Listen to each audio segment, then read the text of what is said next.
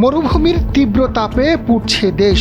এরই মধ্যে চলতি বছরে সর্বোচ্চ ছুঁয়েছে তাপমাত্রা। গরমের তীব্রতায় বিপর্যস্ত হয়ে পড়েছে জনজীবন। বুধবার রাজশাহীতে তাপমাত্রা রেকর্ড করা হয়েছে 40 ডিগ্রি সেলসিয়াস।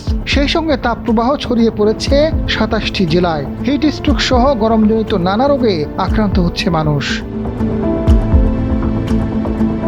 বৃহস্পতিবার তাপমাত্রা আরও বাড়তে পারে বলে জানিয়েছে আবহাওয়া অধিদপ্তর। গতকাল রাজধানীতেও তাপপ্রবাহ বয়ে গেছে। ঢাকায় সর্বোচ্চ তাপমাত্রা রেকর্ড করা হয়েছে 36.5 ডিগ্রি সেলসিয়াস। আবহাওয়া অফিস জানায়, রাজশাহী জেলার উপর দিয়ে তীব্র তাপপ্রবাহ বয়ে যাচ্ছে। খুলনা বিভাগ সহ রাজশাহী বিভাগের অবশিষ্টাংশ, ঢাকা, টাঙ্গাইল, ফরিদপুর, মাদারীপুর, দিনাজপুর, ব্রাহ্মণবাড়িয়া, লক্ষ্মীপুর, রাঙামাটি ও বান্দরবান জেলার উপর দিয়ে মৃদু থেকে মাঝারি ধরনের তাপপ্রবাহ বয়ে যাচ্ছে। তাপমাত্রা আরও বাড়তে পারে।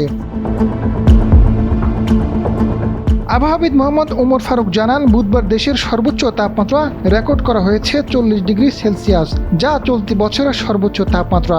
দ্বিতীয় সর্বোচ্চ তাপমাত্রা রেকর্ড করা হয়েছে ঈশ্বরদীতে 38 ডিগ্রি সেলসিয়াস। এছাড়া সিরাজগঞ্জে 37.8 ডিগ্রি, কুষ্টিয়া 37.3 ডিগ্রি, দিনাজপুর ও চুয়াডাঙ্গায় 37 ডিগ্রি সেলসিয়াস তাপমাত্রা রেকর্ড করা হয়েছে।